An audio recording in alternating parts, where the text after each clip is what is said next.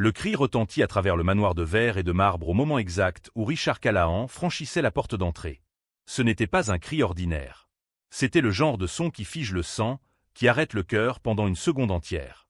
Richard laissa tomber sa mallette en cuir italien sur le sol poli et courut vers le couloir du 2e étage, ses chaussures coûteuses frappant fort contre les marches de l'escalier. Lorsqu'il atteignit le sommet, la scène devant lui semblait sortie de ses pires cauchemars. Véronica, sa femme depuis 2 ans, traînait le bébé Christopher par les pieds le long du couloir en marbre. Le garçon, âgé de seulement 10 mois, pleurait désespérément, son petit corps tiré sans aucune précaution, sa tête heurtant légèrement le sol froid. Les bras du bébé étaient étendus en arrière, comme s'il essayait de s'accrocher à quelque chose, à n'importe quoi qui pourrait le sauver. « Véronica, que fais-tu » La voix de Richard s'éleva plus fort que prévu, chargée de choc et de confusion. Elle s'arrêta immédiatement, lâchant les petites jambes du bébé d'un geste brusque qui fit heurter à nouveau la tête de Christopher. Véronica se retourna, et son visage se transforma instantanément. Les traits durs et irrités que Richard avait vus un instant plus tôt disparurent comme par magie, remplacés par une expression de panique et d'inquiétude maternelle. « Richard, Dieu merci, tu es arrivé. » Elle courut vers le bébé et le prit dans ses bras avec une délicatesse théâtrale. Il s'étouffait. Je devais l'emmener rapidement aux toilettes, je n'avais pas le temps de le prendre correctement. Mon Dieu, j'étais terrifié. Christopher continuait de pleurer, mais c'était un cri différent. Ce n'était pas le pleur de faim ou de sommeil que Richard connaissait. C'était un pleur de douleur, de peur. Le bébé tremblait dans les bras de Véronica, et Richard remarqua quelque chose d'étrange. Christopher ne se blottissait pas contre elle. Au contraire, son petit corps était raide, tendu. « S'étouffant » répéta Richard en descendant les dernières marches qui les séparaient. « Je t'ai vu le traîner dans le couloir. »« Parce qu'il s'étouffait » insista Véronica, sa voix montant d'1 octave. Des larmes commencèrent à couler sur son visage parfaitement maquillé. J'ai paniqué. Tu sais comme je deviens nerveuse en cas d'urgence. Je voulais juste l'emmener aux toilettes pour le poser sur le lavabo et l'aider. Avant que Richard ne puisse répondre, un mouvement dans le coin du couloir attira son attention. Son fils aîné, Thomas, 7 ans, était recroquevillé derrière la porte entr'ouverte de sa chambre. Le garçon observait la scène les yeux écarquillés, et il y avait quelque chose dans ce regard que Richard ne parvenait pas à déchiffrer. Était-ce la peur? La terreur? Thomas? Appela doucement Richard. Ça va, mon fils? Le garçon ne répondit pas. Ses yeux passèrent rapidement de Richard à Véronica, puis de nouveau à son père. Il avala difficilement, et Richard put voir ses petites mains trembler en tenant la porte. Thomas a tout vu, dit Véronica rapidement, ajustant Christopher dans ses bras. Il a vu quand le bébé a commencé à s'étouffer. N'est-ce pas, chérie? Tu as vu comment maman essayait d'aider Christopher? Thomas regarda Véronica. Pendant un bref instant, Richard vit quelque chose passer sur le visage du garçon. Ce n'était pas de l'accord. C'était de la terreur pure. Mais Thomas hocha la tête, d'un mouvement mécanique et rigide. « Tu as vu » sourit Véronica à travers ses larmes. « Demande-lui. Thomas, dis à ton père que c'était un accident. » « C'était un accident, » répéta Thomas, mais sa voix était faible, presque inaudible. Il ne regardait plus personne maintenant, seulement ses propres pieds nus. Richard sentit une contraction au cœur. Il y avait quelque chose de profondément étrange dans cette scène, mais il ne pouvait pas identifier exactement quoi. Christopher avait cessé de pleurer aussi intensément, mais son corps tremblait encore. Véronica continuait de tenir le bébé, le berçant doucement tout en murmurant des paroles de réconfort qui semblaient vides. « Laisse-moi le voir, » dit Richard en tendant les bras pour prendre Christopher. « Il va bien maintenant, » fit un pas en arrière Véronica.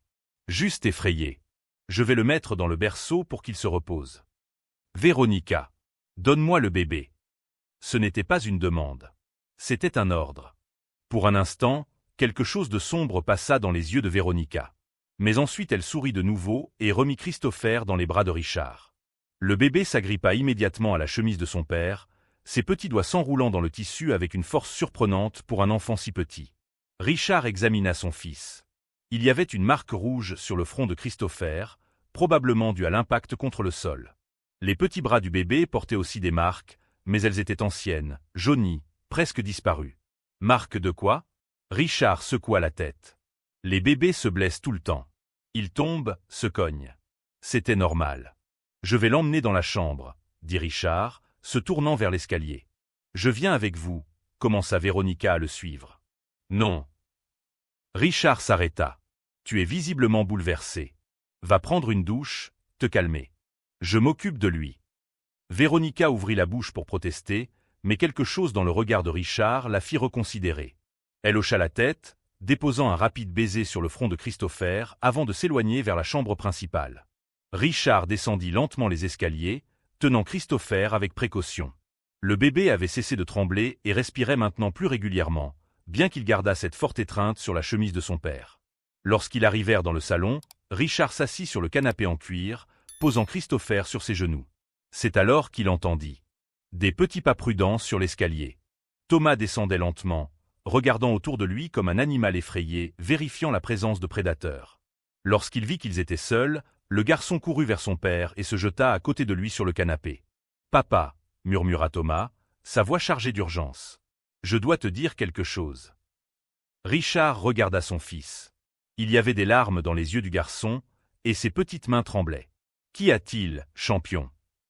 Thomas ouvrit la bouche, mais aucun son ne sortit. Il regarda encore l'escalier, vérifiant que Véronica ne descendait pas. Puis, d'un mouvement rapide, il leva sa chemise. Ce que Richard vit lui fit retourner l'estomac. Le torse maigre de Thomas était couvert de bleus. Ce n'étaient pas des bleus d'enfants qui jouent et tombent. C'étaient des bleus stratégiquement placés, sur les côtes, le ventre, des endroits qui resteraient cachés sous les vêtements. Certains étaient violets et récents. D'autres étaient jaunis, en cours de guérison. Thomas. Richard peinait à formuler les mots. Qui a fait ça? Le garçon baissa rapidement sa chemise, des larmes coulant maintenant librement sur son visage. Il ouvrit de nouveau la bouche, et cette fois les mots sortirent en un murmure désespéré que Richard n'oublierait jamais. « Papa, s'il te plaît. Tu dois nous sauver. Elle va nous tuer. » Si vous aimez cette histoire, n'oubliez pas de vous abonner à la chaîne et de liker la vidéo. Laissez dans les commentaires ce que vous en pensez jusqu'à présent et de quelle ville ou quel pays vous nous regardez. Votre interaction est très importante pour que plus de personnes puissent découvrir cette histoire. Richard sentit le monde s'effondrer autour de lui. Christopher restait silencieux sur ses genoux, et maintenant Richard comprenait pourquoi le bébé s'était accroché à lui avec tant de force. Ce n'était pas seulement de l'affection. C'était du désespoir. C'était un appel silencieux à la protection. Ces deux enfants avaient besoin de lui, et Richard réalisa avec horreur qu'il avait échoué envers eux d'une manière qui pourrait être irréparable. Les heures suivantes s'étirèrent comme une éternité. Richard avait envoyé Thomas dans sa chambre avec une promesse silencieuse dans le regard, une promesse que tout irait bien, même s'il ne savait pas lui-même comment la tenir. Christopher s'endormit enfin dans ses bras, épuisé par le traumatisme, et Richard le posa dans le berceau avec un soin extrême, comme si le bébé était fait de verre. Lorsqu'il redescendit dans le salon, Véronica était déjà là. Elle avait pris une douche, changé de vêtements et était impeccable dans une robe de soie bleu clair. Ses cheveux blonds tombaient en vagues parfaites sur ses épaules, et elle tenait un verre de vin rouge, observant la vue de la ville à travers les fenêtres du sol au plafond. « Tu as pris ton temps avec lui » commenta-t-elle sans se retourner. Sa voix était calme, presque ennuyée. Richard s'arrêta au milieu de la pièce, étudiant la femme qu'il avait épousée il y a 2 ans. À l'époque, Véronica semblait être la réponse à tous ses problèmes. Il était un veuf perdu, noyé dans le travail, essayant d'élever Thomas seul après la mort de sa première femme dans un accident de voiture. Véronica était apparue dans sa vie comme un salut, belle, attentionnée, parfaite. Il avait besoin d'attention, répondit Richard, gardant une voix neutre. Les bébés ont toujours besoin d'attention. Véronica se retourna enfin, un doux sourire sur le visage. C'est épuisant, n'est-ce pas? Parfois, je pense que Christopher pleure juste pour nous énerver. Il a 10 mois, Véronica. Les bébés pleurent. C'est le seul moyen qu'ils ont de communiquer. Bien sûr. Elle prit une gorgée de vin, ses yeux verts scrutant Richard par-dessus le bord du verre. Tu es toujours contrarié par ce qui s'est passé tout à l'heure. Tu as traîné notre fil dans le couloir. Je l'ai expliqué. Il s'étouffait. Il ne s'étouffait pas, les mots sortirent plus fermes que Richard ne l'avait prévu. J'ai examiné Christopher. Il n'y avait rien dans sa gorge. Aucun signe d'étouffement. Le sourire de Véronica vacilla pendant une fraction de seconde. Peut-être que c'était un réflexe de vomissement. Les bébés ont ça. Ou peut-être qu'il a recraché ce qui bloquait avant que tu arrives. Ou peut-être que tu mens. Le silence qui suivit fut dense, pesant.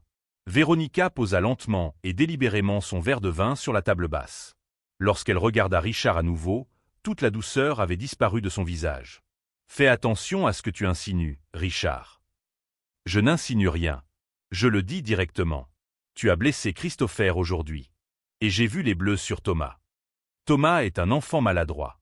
Il tombe tout le temps, grimpe sur des choses qu'il ne devrait pas. Des bleus sur les côtes, sur le ventre, à des endroits qui n'apparaissent que lorsqu'il enlève sa chemise. Richard fit un pas vers elle. Tu crois que je suis idiot? Véronica croisa les bras, adoptant une posture défensive. Tu travailles 16 heures par jour, Richard. Tu passes des semaines en voyage. Tu n'as aucune idée de ce qui se passe dans cette maison quand tu n'es pas là. Alors dis-moi, qu'est-ce qui se passe? Je m'occupe de tes enfants, répondit-elle, chaque mot sortant lentement et avec précision. Je nettoie leurs désordres, je gère leurs caprices, je me lève au milieu de la nuit quand Christopher pleure. Je fais tout pendant que tu es dans des réunions importantes, en train de conclure des affaires, de construire ton empire milliardaire. Personne ne t'a demandé de faire ça. Tu l'as demandé. Véronica explosa, sa voix résonnant dans la pièce. Quand tu as épousé moi. Quand tu m'as amené dans cette maison et m'as transformé en mère instantanée d'un garçon qui me connaissait à peine, puis tu m'as donné un autre bébé à m'occuper. Richard resta silencieux, absorbant la colère qui émanait de Véronica. Il y avait quelque chose là, quelque chose qu'il n'avait jamais vu auparavant. Ou peut-être que c'était toujours là, et il avait simplement choisi de ne pas le voir. Si tu ne voulais pas ça, pourquoi as-tu accepté? Demanda-t-il calmement. Véronica rit, mais il n'y avait pas d'humour dans ce son. Tu veux vraiment savoir? Parce que tu es riche, Richard. Parce que cette vie, elle fit un geste autour du manoir, vaut quelques inconvénients. Les mots frappèrent Richard comme un coup de poing. Inconvénients. Tu appelles mes enfants des inconvénients. J'appelle ça la réalité. Tu voulais une épouse parfaite, une mère parfaite pour tes enfants, quelqu'un qui ferait tout paraître facile pendant que tu continues ta vie habituelle. Mais ce n'est pas facile, Richard. Ce garçon me déteste. Il me regarde comme si j'étais un monstre. Peut-être parce que tu le hais. Véronica reprit son verre, ses mains tremblant légèrement. Je n'ai jamais blessé Thomas. Les bleus que tu as vus viennent de chute normale. Et Christopher s'étouffait, peu importe ce que tu crois avoir vu. Je sais ce que j'ai vu. Tu as vu ce que tu voulais voir. Un homme qui se sent coupable de ne jamais être présent, qui cherche quelqu'un à blâmer pour sa propre absence. Véronica prit une autre gorgée de vin, se recomposant. Si tu as des problèmes avec ma façon d'élever les enfants, peut-être devrais-tu passer plus de temps à la maison. Richard voulait crier, exposer tous les mensonges, mais quelque chose le retint. Il y avait une froideur dans les yeux de Véronica qu'il n'avait jamais remarquée auparavant. Un calcul. Elle n'était ni nerveuse ni défensive. Elle évaluait, planifiait. Je vais passer plus de temps à la maison, dit finalement Richard. À partir de maintenant, je serai beaucoup plus présent. Merveilleux, sourit Véronica, mais le sourire n'atteignit pas ses yeux. Les enfants vont t'adorer. Surtout Thomas. Il se plaint toujours que tu n'es jamais là. Il se plaint? Constamment. Il dit que tu ne te soucies pas de lui, que tu préfères le travail à lui. Véronica inclina la tête. Mais je suis sûr qu'il ne te le dirait pas. Les enfants savent manipuler les situations. Richard sentit une colère froide s'installer dans sa poitrine. Véronica semait le doute, essayant de le faire remettre en question son propre fils. C'était une tactique subtile, presque imperceptible, mais maintenant qu'il y faisait attention, il voyait clairement. « Je vais monter vérifier les enfants », annonça-t-il, se dirigeant vers l'escalier. « Richard » appela Véronica. Il s'arrêta, mais ne se retourna pas. « Fais attention aux accusations que tu ne peux pas prouver. Elles ont une façon de se retourner contre celui qui les fait. » Ce n'était pas un conseil. C'était une menace voilée, et tous deux le savaient. Richard monta les escaliers, chaque marche pesant comme du plomb. Lorsqu'il passa devant la chambre de Thomas, il jeta un œil par la porte entr'ouverte. Le garçon était allongé dans son lit, dos à la porte, mais Richard pouvait voir, à travers les mouvements irréguliers de ses épaules, qu'il pleurait. Dans la chambre du bébé, Christopher dormait agité, les poings serrés même pendant le sommeil. Richard resta à observer pendant de longues minutes, essayant de comprendre comment il en était arrivé là. Il avait construit un empire de milliards de dollars. Il avait négocié avec des présidents d'entreprises, conclu des accords impossibles, surpassé des adversaires implacables. Mais dans sa propre maison, avec ses propres enfants, il avait échoué à accomplir la tâche la plus basique d'un père, les protéger. Cette nuit-là, Richard ne dormit pas. Il resta assis dans le bureau, porte verrouillée, et commença à faire quelque chose qu'il aurait dû faire depuis longtemps. Il commença à enquêter sur la femme qu'il avait épousée. La lumière de l'écran éclairait le visage fatigué de Richard, tandis qu'il tapait le nom de Véronica dans plusieurs moteurs de recherche. Véronica c'était son nom de jeune fille. 32 ans, née dans une petite ville de l'intérieur du pays. Elle avait déménagé dans la grande ville à 23 ans, travaillé comme directrice d'une galerie d'art, puis comme consultante en images pour des entrepreneurs. C'est lors d'un événement caritatif qu'ils s'étaient rencontrés. Richard se souvenait de cette nuit avec une clarté douloureuse. Véronica était éblouissante dans une robe rouge, parlant avec enthousiasme d'art contemporain. Elle s'était sincèrement intéressée à Thomas, posant des questions sur le garçon, offrant des conseils sur la façon d'aider un enfant à surmonter le deuil. Tout semblait si parfait, si naturel. Mais maintenant, assis là dans l'obscurité, Richard comprenait que trop de perfection avait toujours été un signal d'alarme qu'il avait choisi d'ignorer. Les premiers résultats de recherche montraient des profils sociaux soigneusement construits. Des photos de Véronica lors d'événements mondains, toujours impeccables, toujours souriantes. Il n'y avait rien de suspect, seulement la vie ordinaire d'une femme prospère. Richard devait creuser plus profondément. Il appela Marcus Chen, son détective privé, un homme qu'il avait aidé dans plusieurs affaires délicates au fil des années. Le téléphone sonna 3 fois avant qu'une voix ensommeillée ne réponde. « Callahan, il est 3 heures du matin. J'ai besoin de toi. Maintenant. Il s'est passé quelque chose? Ma femme. J'ai besoin de tout savoir sur elle. Absolument tout. D'où elle vient, qui elle a fréquenté, où elle a travaillé. Chaque détail des 10 dernières années. » Il y eut une pause de l'autre côté de la ligne. « C'est à propos du mariage? »« C'est à propos de mes enfants, » répondit Richard, et le poids dans sa voix suffit pour que Marcus comprenne immédiatement la gravité de la situation. « Compris. Je commence tout de suite. Je t'envoie un rapport préliminaire dans 6 heures. » Richard raccrocha et reporta son attention sur l'écran. Il ouvrit les dossiers financiers de Véronica, auxquels il avait accès en tant que mari. Ses comptes étaient méticuleusement organisés, rien n'était hors de place. Mais alors il remarqua quelque chose. De petits virements mensuels vers un compte offshore. Des montants pas assez élevés pour éveiller les soupçons, mais qui, additionnés sur 2 ans, atteignaient presque un demi-million de dollars. Pourquoi Véronica transférait-elle de l'argent vers un compte offshore? Elle avait accès à la carte d'entreprise, pouvait acheter tout ce qu'elle voulait. Richard nota le numéro du compte et l'envoya à Marcus. À 5 heures du matin, Richard entendit des pas dans le couloir. Il éteignit rapidement le moniteur et se leva, ouvrant la porte du bureau avec précaution. Thomas se tenait dans le couloir, vêtu d'un pyjama bleu avec des astronautes, les yeux rouges et gonflés. « Papa » murmura le garçon d'une voix effrayée. « Tu es réveillé ?»« Oui, champion. Je n'arrivais pas à dormir. »« Et toi ?»« J'ai fait un cauchemar. » Richard attira Thomas dans une étreinte serrée.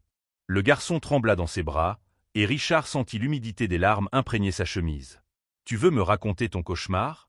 Thomas secoua la tête contre la poitrine de son père. Ce n'était pas un faux cauchemar. C'était un souvenir. Le cœur de Richard se serra. Un souvenir de quoi? D'elle. Thomas s'écarta un peu, s'essuyant les yeux avec le dos de la main. « Papa, il y a quelque chose que je dois te montrer. Mais tu dois promettre que tu ne lui diras rien. Je te le promets. » Thomas regarda autour de lui dans le couloir pour vérifier qu'ils étaient seuls, puis prit la main de Richard et le tira dans sa chambre. Il ferma la porte silencieusement et alla jusqu'à l'armoire, déplaçant quelques boîtes de jouets pour révéler une planche desserrée au fond. Il la retira et sortit un petit carnet à couverture bleue. « Qu'est-ce que c'est » demanda Richard. « Mon journal secret. » Thomas le lui tendit, les mains tremblantes. « La maîtresse a dit qu'écrire aide quand on est triste. » Alors j'ai écrit. Surtout. Richard ouvrit le carnet et sentit son estomac se nouer. Les premières pages contenaient des dessins typiquement enfantins, mais accompagnés de légendes troublantes. Une figure féminine blonde dessinée avec des traits rageurs. Un petit garçon en pleurs. Et des mots écrits d'une écriture enfantine. Elle m'a frappé aujourd'hui parce que j'ai renversé le verre de lait. Elle a dit que je suis un fardeau. Il tourna d'autres pages. Chacune contenait une nouvelle entrée, une nouvelle violation. Elle a verrouillé la porte de ma chambre de l'extérieur et je suis resté là tout l'après-midi sans aller aux toilettes. Elle a dit que je ne pouvais pas dîner parce que j'ai eu une mauvaise note en maths. Elle a fait mal à Christopher aujourd'hui. Il a beaucoup pleuré et elle lui a crié d'arrêter. Les mains de Richard tremblaient pendant qu'il lisait. Il y avait des dates. Des détails. Tout méticuleusement consigné par un garçon de 7 ans qui avait dû devenir son propre témoin de maltraitance. Thomas. Richard peinait à parler. Depuis combien de temps ça dure? Depuis que Christopher est né. Mais elle était déjà méchante avant, juste pas autant. Thomas s'assit sur le lit, balançant les jambes. Elle s'est mise très en colère quand tu as dit que tu voulais un autre bébé. Je l'ai entendu te crier dessus une nuit. Elle a dit qu'elle ne voulait plus d'enfants, mais tu n'as pas écouté. Richard se souvenait de cette dispute. Véronica avait explosé de rage lorsqu'il avait parlé d'avoir un autre enfant. Elle avait dit que Thomas donnait déjà assez de travail, qu'elle n'était pas prête à recommencer avec un bébé. Mais Richard avait insisté. Il voulait que Thomas ait un frère, il voulait agrandir la famille. Finalement, Véronica avait accepté, mais son expression ce jour-là aurait dû être un avertissement. « Pourquoi tu ne me l'as jamais dit ?» demanda Richard, même s'il connaissait déjà la réponse. Elle a dit que si je racontais, elle ferait des choses encore pires. Elle a dit qu'elle ferait vraiment du mal à Christopher et que ce serait de ma faute. Les larmes recommencèrent à couler sur le visage de Thomas. J'ai essayé de le protéger, papa. Je te jure que j'ai essayé. Mais elle est très forte et moi je suis petit. Richard serra son fils contre lui, le tenant fermement pendant que le garçon sanglotait. Toute la culpabilité, tout le poids qu'un enfant de 7 ans n'aurait jamais dû porter, s'effondrait maintenant. Et Richard était là pour le soutenir, faisant enfin ce qu'il aurait dû faire depuis longtemps. Tu as été très courageux, Thomas. Plus courageux que n'importe quel adulte que je connaisse. Richard embrassa le sommet de la tête de son fils. Mais maintenant, laisse-moi m'en occuper. Tu n'as plus besoin de protéger qui que ce soit tout seul. Elle va partir ? Demanda Thomas, la voix étouffée contre la poitrine de son père. Oui. Elle va partir et ne reviendra jamais. Je te le promets. Richard resta avec Thomas jusqu'à ce que le garçon s'endorme, épuisé émotionnellement. Il descendit les escaliers avec le carnet dans les mains, chaque page brûlant sa conscience comme une preuve vivante de sa négligence. Dans le bureau, il photographia chaque page et envoya le tout à Marcus avec un seul message : priorité maximale. Quand le soleil commença à se lever, Richard était assis dans le salon, le carnet de Thomas à ses côtés, attendant. Il avait pris une décision durant ces heures d'obscurité. Il ne confronterait plus directement Véronica. Cela ne ferait que la rendre plus prudente, plus dangereuse. À la place, il ferait ce qu'il savait faire de mieux. Il construirait un dossier, rassemblerait des preuves. Et quand il aurait tout ce dont il avait besoin, il détruirait Véronica de la même manière qu'il détruisait ses concurrents dans les affaires, complètement et irréversiblement. Le téléphone vibra. C'était un message de Marcus. J'ai trouvé quelque chose. De gros. Tu dois voir ça en personne. Richard leva les yeux vers le plafond, là où il savait que ses enfants dormaient. Bientôt, tout changerait. Il espérait seulement qu'il ne soit pas trop tard pour sauver ce qu'il restait de leur innocence. Marcus Chen attendait dans un café discret du centre-ville lorsque Richard arriva. L'enquêteur avait de profondes cernes sous les yeux et tenait une volumineuse chemise marron posée sur la table.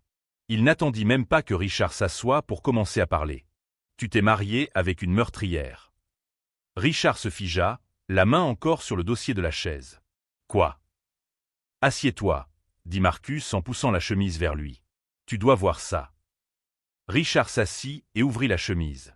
La première page était un acte de décès. James Whitmore, décédé il y a 4 ans dans des circonstances suspectes. Cause du décès, insuffisance cardiaque soudaine. Richard regarda Marcus, confus. Cet homme était l'ex-mari de Véronica. Le mari numéro 1, pour être précis. Marcus tourna la page, révélant un autre acte de décès. Celui-ci est Robert Ray. Mari numéro 2. Mort il y a 3 ans. Également d'une insuffisance cardiaque soudaine. Tous deux étaient riches. Tous deux avaient une assurance vie généreuse. Et tous deux ont tout laissé à Véronica. Tu es en train de dire qu'elle. Je dis que 2 hommes en bonne santé, tous 2 âgés de moins de 50 ans, sont morts de crise cardiaque soudaine après avoir épousé ta femme. Et tous 2 avaient récemment modifié leur testament pour la favoriser. Marcus ouvrit une autre section de la chemise. Mais attends, ça devient encore mieux. Ou pire, selon ton point de vue. Les pages suivantes montraient des dossiers de police. Une enquête sur la mort de James Whitmore, classée faute de preuves. Des témoignages de voisins affirmant avoir entendu des disputes violentes provenant de la maison du couple. Un rapport médical mentionnant des traces de médicaments cardiaques non prescrits dans le corps de Robert Ray. Elle n'a jamais été officiellement inculpée, demanda Richard, la voix rauque. Jamais. Elle est intelligente, Richard. Très intelligente. Il y a toujours suffisamment de doutes raisonnables. Toujours une explication alternative. Marcus sortit une autre feuille. Mais il y a plus. Ce compte offshore vers lequel elle transfère de l'argent, je l'ai retracé. Il est enregistré aux îles Caïmans sous un faux nom. Il y a presque 2 millions déposés dessus. 2 millions. Richard calcula rapidement. Elle n'aurait pu accumuler qu'un demi-million pendant notre mariage. Exactement. Le reste vient des maris précédents. Elle se constitue un fonds pour disparaître. Marcus se pencha sur la table. Richard, tu dois comprendre le schéma. Elle épouse des hommes riches, siphonne leurs ressources pendant quelques années, puis ils meurent. Pratique, non? Richard ferma les yeux, assimilant tout. Il n'était pas seulement un mari négligent. Il était une cible. Et ses enfants étaient des obstacles sur le chemin de Véronica vers la fortune. Les garçons, murmura Richard. Elle essayait de. Probablement, confirma Marcus d'un ton sombre.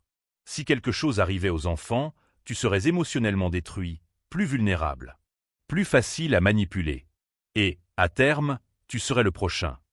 Richard ouvrit les yeux, et Marcus y vit quelque chose qui le fit légèrement reculer.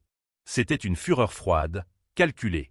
La même expression que Richard avait lorsqu'il s'apprêtait à détruire un concurrent dans les affaires. J'ai besoin de preuves concrètes. Quelque chose qui la mette derrière les barreaux pour toujours. J'ai une idée, dit Marcus. Mais c'est risqué. Et ça implique que tu fasses semblant de ne rien savoir pendant encore quelques jours. 3 jours plus tard, Richard dînait avec Véronica comme si rien ne s'était passé.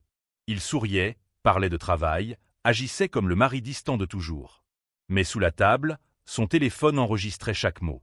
Et dans sa poche, il y avait un petit flacon que Marcus lui avait donné. « Tu as l'air fatigué », commenta Véronica en coupant délicatement un morceau de saumon. « Tu dors bien ?»« Pas vraiment », admit Richard. « J'ai beaucoup réfléchi à notre conversation de l'autre soir. »« Ah oui ?»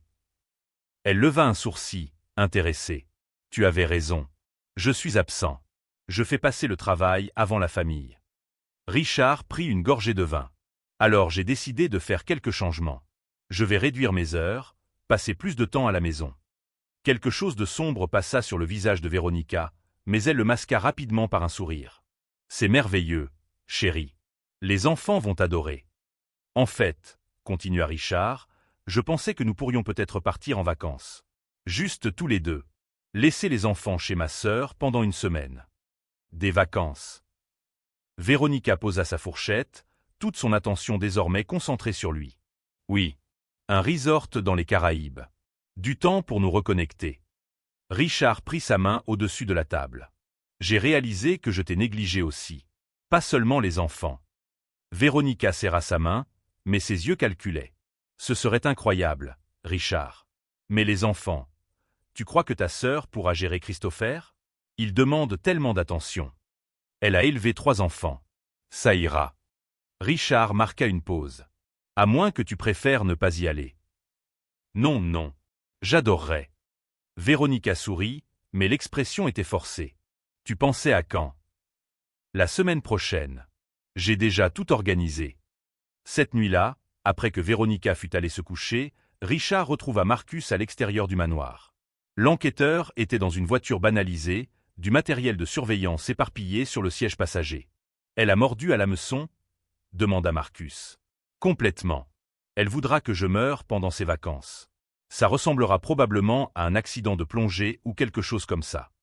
Alors il faut l'attraper avant. » Marcus tendit à Richard un petit dispositif. « Mets ça dans son sac de main.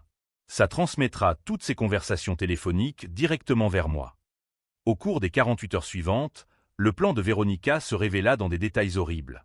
Le dispositif capta un appel vers un numéro masqué, où elle discutait de l'achat d'un médicament paralysant capable de simuler une noyade. Un autre appel à son avocat, mettant à jour le testament de Richard à son insu. Et un 3e appel, le plus perturbant de tous, à quelqu'un qu'elle appelait simplement docteur. « Les enfants sont le problème, » dit-elle dans l'enregistrement, sa voix froide et calculatrice. « L'aîné est trop intelligent. Il se doute de quelque chose. Et le bébé, il pleure constamment. C'est une nuisance. Une fois que Richard sera hors du chemin, j'ai besoin d'une solution permanente qui ne soulève pas de soupçons. » La voix de l'autre côté répondit. « Les accidents domestiques arrivent, surtout avec de jeunes enfants. Une chute dans l'escalier. Une noyade dans la baignoire.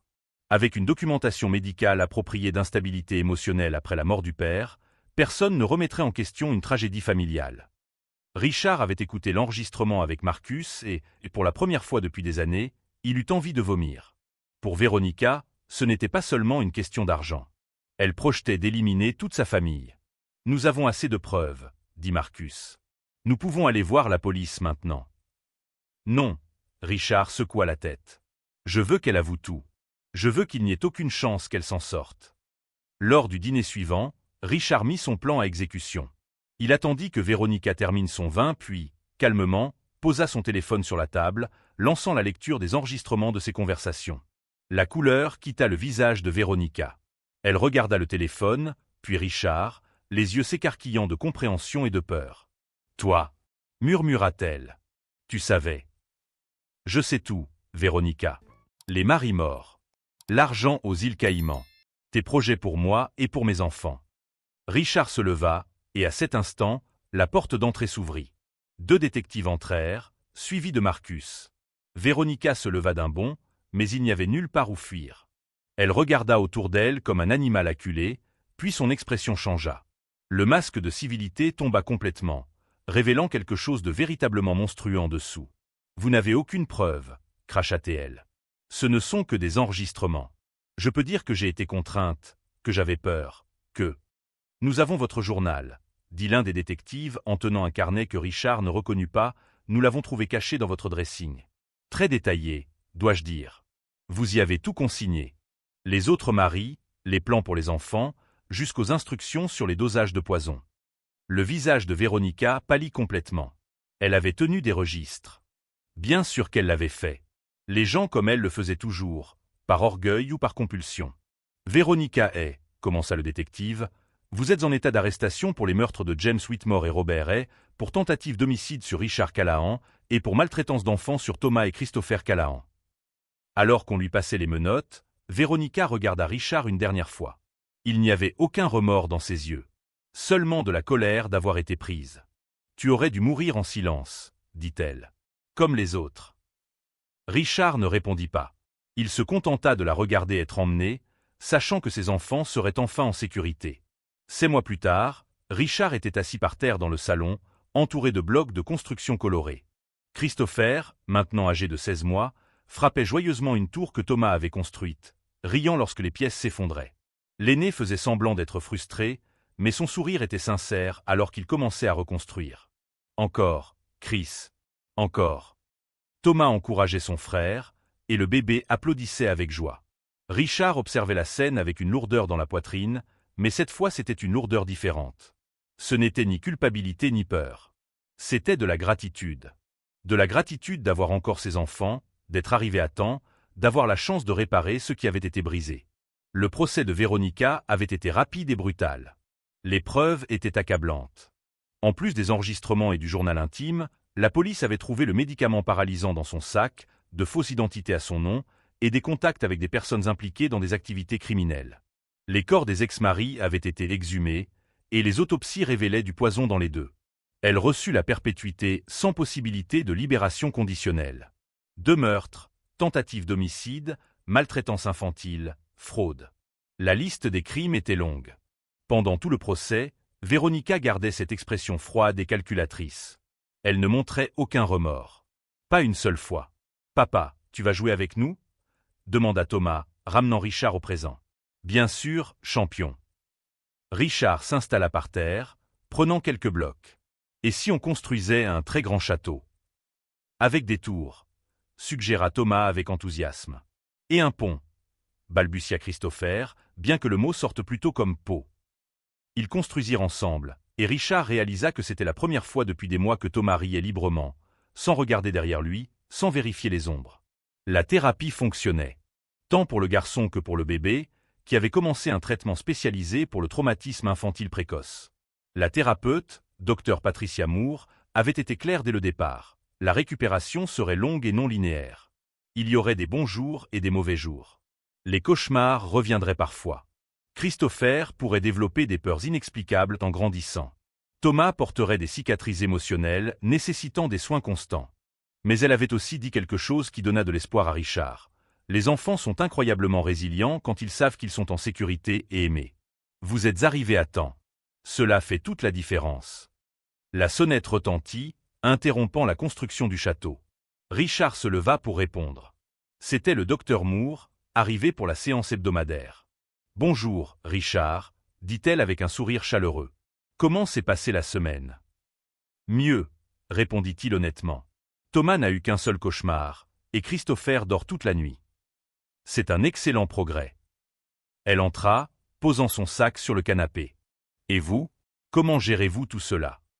Richard hésita.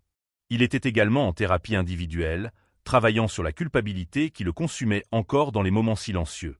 La culpabilité de ne pas avoir vu, de ne pas avoir été présent, de mettre le travail avant ses enfants. « J'essaie, » admit-il. « Certains jours sont plus difficiles que d'autres. C'est normal. L'important est que vous soyez ici maintenant. Vous faites le travail. » Docteur Moore toucha doucement son bras. « Vos enfants le savent. Ils voient vos efforts. » Après la séance, Richard prépara le dîner. C'était quelque chose qu'il avait appris à faire ces dernières semaines, avec beaucoup de désastres initiaux et quelques réussites. Aujourd'hui, c'était des pâtes avec des boulettes, l'un des plats préférés de Thomas. « Tu as fait ça tout seul ?» demanda Thomas, impressionné, lorsque Richard posa les assiettes sur la table. « Oui. Et cette fois, personne n'a besoin d'appeler les pompiers, » plaisanta Richard, se rappelant l'incident avec le toast brûlé de la semaine précédente. Thomas rit, un son que Richard ne se lasserait jamais d'entendre. Christopher était dans sa chaise haute, frappant le plateau avec une cuillère, heureux de faire du bruit. Pendant le dîner, Thomas resta silencieux un moment, jouant avec les pâtes dans son assiette. Richard connaissait ce regard. Le garçon prenait son courage à deux mains pour dire quelque chose. « Papa ?»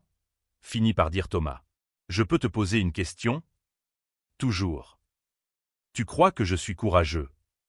Richard posa sa fourchette et se tourna complètement vers son fils. « Je pense que tu es la personne la plus courageuse que je connaisse. »« Pourquoi ?»« Parce que la maîtresse m'a demandé de parler à l'école de ce qui s'est passé. Aux autres enfants qui peuvent traverser de mauvaises choses à la maison. » Thomas baissa les yeux. « Mais j'ai peur. » Richard sentit la fierté gonfler dans sa poitrine. « Avoir peur ne signifie pas que tu n'es pas courageux, Thomas. Le courage, c'est faire quelque chose d'important même quand on a peur. Tu crois que je devrais le faire? Je pense que tu peux aider d'autres enfants à être courageux comme tu l'as été. Mais seulement si tu le veux. Tu n'as pas à te sentir obligé. » Thomas réfléchit longuement, mâchant lentement. Puis il hocha la tête. « Je veux le faire. D'autres enfants doivent savoir que c'est normal de raconter à quelqu'un, que ce n'est pas leur faute. Alors je serai là avec toi. Si tu veux. Je veux. » Thomas sourit, et il y avait de la détermination dans ce jeune sourire. 3 semaines plus tard, Richard était assis dans l'auditorium de l'école, regardant son fils de 7 ans se tenir devant un public d'enfants et de parents. Thomas tenait un micro de main tremblante, mais sa voix était claire. « Je m'appelle Thomas Callahan, et je veux raconter une histoire sur le moment où j'ai dû être courageux. » Pendant 15 minutes, ce petit garçon parla de la peur, des secrets qui font mal, de comment demander de l'aide n'est pas une faiblesse. Il parla de son journal secret, de comment écrire l'aidait à se rappeler que ce qui se passait n'était pas normal. Et il parla du fait de finalement tout raconter à son père, même s'il était terrifié. « Si quelqu'un te fait du mal, ce n'est pas ta faute, » dit Thomas, sa voix ferme maintenant. « Et tu dois en parler. Parle à un professeur, à un voisin, à n'importe quel adulte en qui tu as confiance. Parce que tu mérites d'être en sécurité. Chaque enfant mérite ça. » Quand il eut fini, l'auditorium resta silencieux un instant. Puis un enfant commença à applaudir. Puis un autre. Bientôt, tout l'auditorium était debout, applaudissant un garçon de 7 ans qui avait trouvé du courage là où les adultes échouaient souvent. Richard essuya discrètement ses larmes. Son fils avait transformé la douleur en but. Il avait pris l'obscurité que Véronica avait essayé de planter dans sa vie et l'avait transformée en lumière pour les autres. Cette nuit-là, après avoir couché les 2 garçons, Richard resta dans le couloir entre les 2 chambres. Il faisait cela toutes les nuits maintenant, juste pour les observer dormir, s'assurer qu'ils allaient bien, qu'ils étaient en sécurité. Christopher dormait sur le dos, les bras étirés au-dessus de la tête, complètement détendu. Il n'y avait plus cette tension qui marquait autrefois son petit corps. Il ne savait pas le danger qu'il avait affronté, et Richard en était reconnaissant chaque jour. Dans la chambre à côté, Thomas était roulé dans sa couverture préférée, un ours en peluche serré contre sa poitrine. Le journal secret était maintenant rangé en sécurité, plus nécessaire comme preuve, outil de survie. Un jour, quand Thomas serait plus grand, ils en reparleraient. Mais pour l'instant, il pouvait simplement être un enfant. Richard pensa à tout ce qui s'était passé, à quel point il avait été proche de tout perdre. Une supplique. C'était tout. Son fils de 7 ans suppliant de l'aide, montrant des ecchymoses, remettant un journal documentant l'horreur. Une supplique qui changea tout. Combien d'autres enfants suppliaient en ce moment même? Combien de petites voix tentaient d'être entendues dans des maisons qui semblaient parfaites de l'extérieur? Richard savait qu'il ne pouvait pas toutes les sauver. Mais il pouvait faire la différence. Il avait déjà créé une fondation au nom de ses enfants, axée sur la formation des enseignants et des professionnels à identifier les signes d'abus. Il avait fait des dons à des refuges et à des programmes de protection de l'enfance. Et il prévoyait d'en faire plus. Mais d'abord, il devait prendre soin de ses propres enfants. Être présent. Écouter. Voir. Les choses qu'il avait échoué à faire avant, il les ferait maintenant, tous les jours, pour le reste de leur vie. Si vous êtes arrivé jusqu'ici dans cette histoire, n'oubliez pas de vous abonner à la chaîne et de liker la vidéo. Laissez un commentaire pour dire ce que vous en avez pensé et de quelle ville ou pays vous regardez. Et souvenez-vous, si vous connaissez un enfant qui souffre, soyez la personne dont il a besoin. Parfois, tout ce qu'un enfant a besoin, c'est d'un adulte qui croit en lui. La leçon que Richard avait apprise de la manière la plus douloureuse possible était simple mais vitale. Le mal prospère dans le silence et l'absence. Mais il suffit qu'une personne regarde, écoute et agisse pour que l'obscurité soit vaincue. Ces enfants avaient survécu parce que quelqu'un avait enfin prêté attention. Et maintenant, Richard consacrerait sa vie à garantir que d'autres enfants aient la même chance.